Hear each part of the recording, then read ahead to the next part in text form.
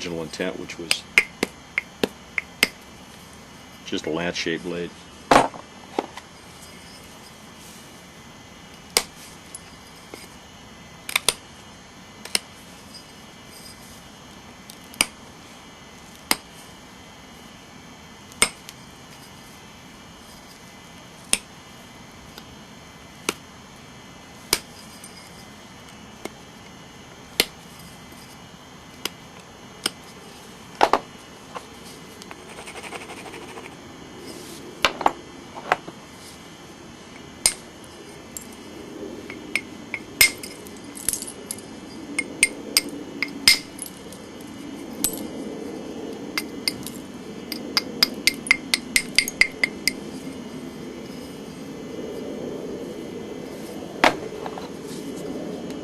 Some of this next.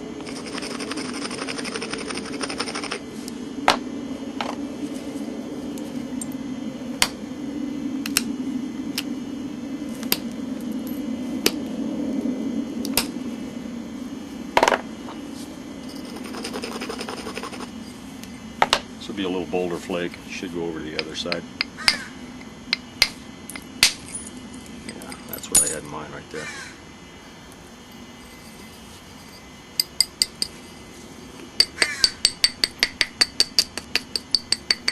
Pull one off right in there. That'll look nice. Give it a try.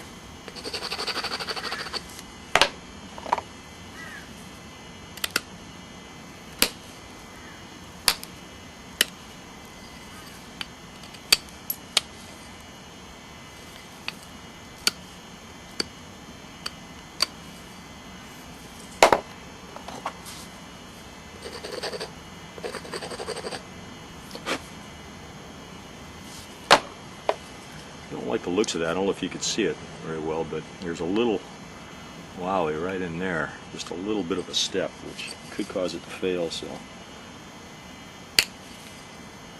yeah, that helped out. Just the tiniest imperfections like that can sometimes result in a failed flake.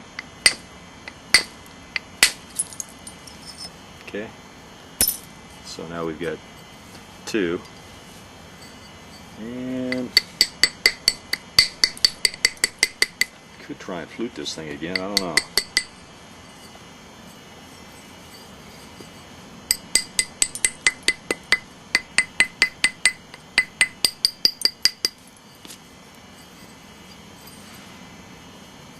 I think what I'll do is try and remove some flakes over in here just to get a nicer pattern to it. So I'll bring the edge up a little bit. Try and get a nice straight edge that's closer to this face that we're looking at right now. And then try and space out our flakes so we can get a nice bold pattern.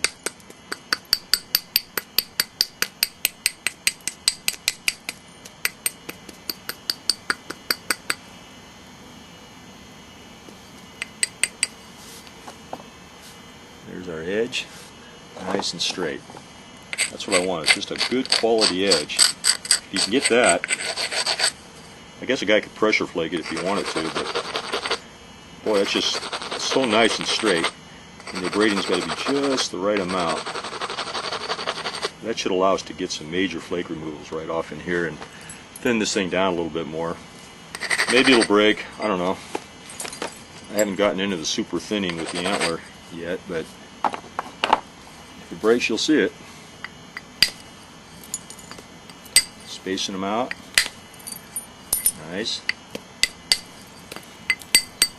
Space it out. Support it. Went nice. Back and forth. Take several flakes.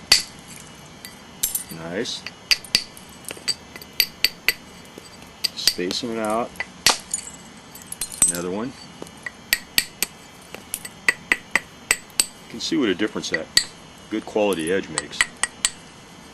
That's good.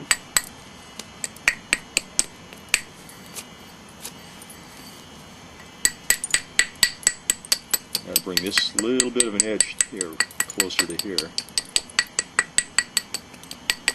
And these won't go quite as far because well, maybe they will.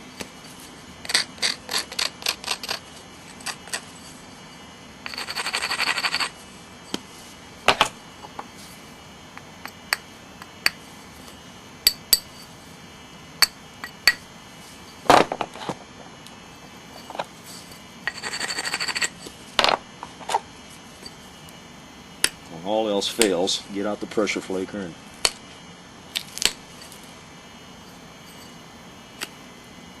pressure flake those platforms, I guess.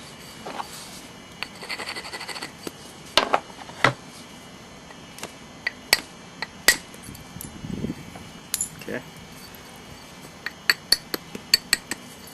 That went along with the overall pattern there.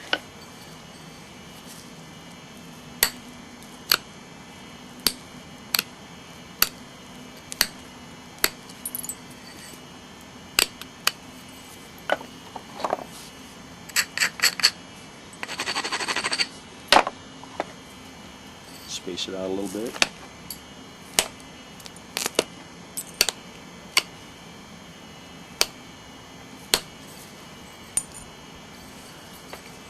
I'll almost use a hammerstone on that, but I think I'll, yeah, that went nice.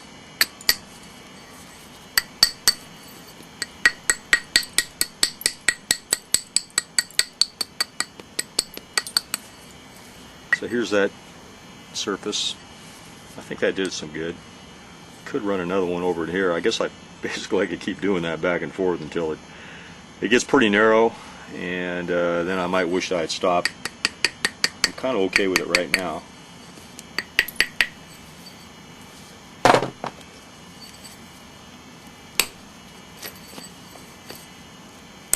Well, that's pretty much what I wanted to show you right there. I could go around here and true this thing up. Well, that looks tempting to remove a flute there. I don't think I could get another one off in here though.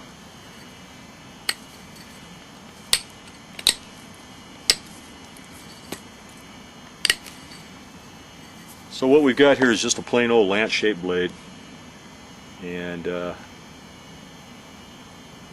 not the greatest blade in the world, but it's okay. Things that I'm doing now, I wasn't necessarily doing even just a few months ago or a few years ago, and knapping is sort of a continuous process, at least for me.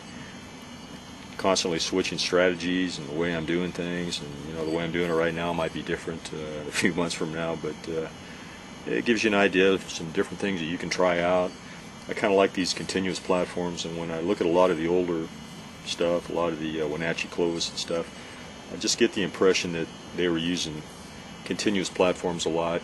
Not necessarily continuously, but you know, toward the end they might have done some isolation, but I'm almost sure in the earlier stages they were just preparing just massive heavy platforms and removing large bold flakes. So that's it.